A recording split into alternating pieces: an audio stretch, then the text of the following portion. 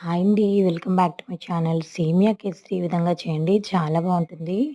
దీనికోసం ముందుగా ప్యాన్‌లో ఘీ అనేది వేసుకొని, డ్రై ఫ్రూట్స్ అయితే ఫ్రై చేసుకోవాలి. నేనైతే ఇక్కడ కిస్మిస్ అవి వేయట్లేదు. ఓన్లీ కాజునే వేస్తున్నాను.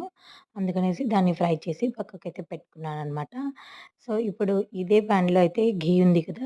దీంట్లో ఒక కప్పు ఇక్కడ నేను సేమియా వేస్తున్నాను.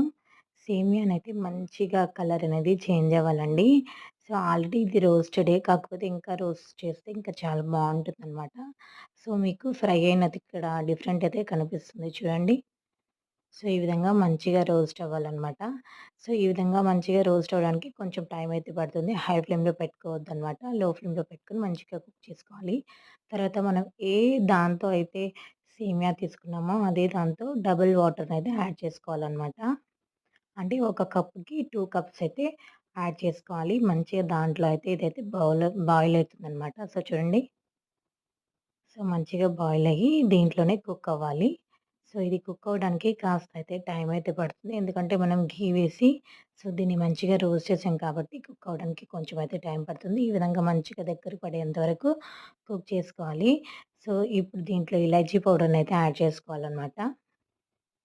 దీన్ని బాగా మిక్స్ చేసుకొని ఇంకా కాస్త దగ్గర పడిన తర్వాత దీంట్లో అయితే షుగర్‌ని యాడ్ చేసుకోవాలి. షుగర్ అనేది మనం ఈక్వల్‌గా వేసుకోవచ్చనమాట. 1 కప్‌కి 1 కప్ వేసుకోవచ్చు. లేదంటే కొంచెం షుగర్ తక్కువగా తినే వాళ్ళైతే హాఫ్ కప్పు, ముప్పావు కప్ అయితే వేసుకోవచ్చు. నేనైతే ఇక్కడ ముప్పావు కప్ వరకైతే వేశాను. షుగర్ వేయగానే షుగర్ అనేది బాగా మెల్ట్ అయిపోయి వాటర్ కంటెంట్ అనేది వస్తుంది. ఈ వాటర్ మొత్తం డ్రైగా అయిపోయేంత వరకు దీన్నైతే బాగా కుక్ చేయాలండి. ఇది బాగా దగ్గర పడాలి. చూడండి మనకిక్కడ వాటర్ కంటెంట్ అయితే కనిపిస్తుంది గదా! అలా ఉండకుండా మంచిగా డ్రైగా అవ్వాలనమాట. సో, ఇది అవ్వడానికి కొంచెం టైం అయితే పడుతుంది. ఫైనల్లీ చూడండి ఎంత బాగా దగ్గరగా వచ్చిందో.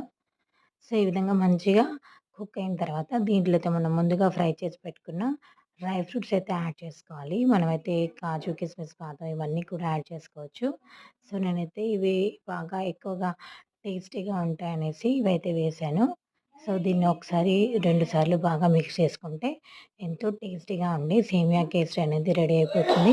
చాలా అంటే చాలా టేస్టీగా ఉంటుందండి. పిల్లలకైతే ఈవినింగ్ టైంలో ఇలా చేసి పెట్టండి. పిల్లలైతే చాలా అంటే చాలా ఇష్టంగా తింటారు. ఎక్కువ టైం కూడా పట్టదు కాబట్టి అందరి ఇంట్లో సేమియా బానే ఉంటుంది కాబట్టి దాంతో అయితే ఈ విధంగా చేసి పెట్టండి. ఇంతే వీడియో నచ్చితే ప్లీజ్ ఒక లైక్ చేయండి. నా ఛానల్‌ని subscribe. Thank you for watching. By by.